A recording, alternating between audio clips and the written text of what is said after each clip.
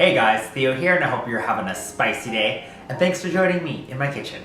Today, I'm gonna make some delicious pot roast in a slow cooker. But before we start, don't forget to subscribe to my channel. Let's get started. In a bowl, mix together Dijon mustard, garlic salt, crushed black pepper, chopped rosemary, and chopped thyme.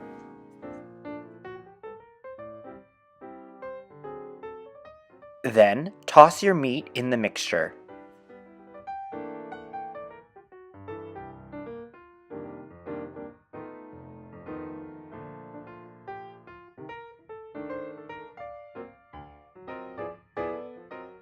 Add your chopped onions, potatoes, and carrots into your slow cooker, then add your beef. Lastly, add your beef broth and then cook for 8 hours on low or 4 hours on high.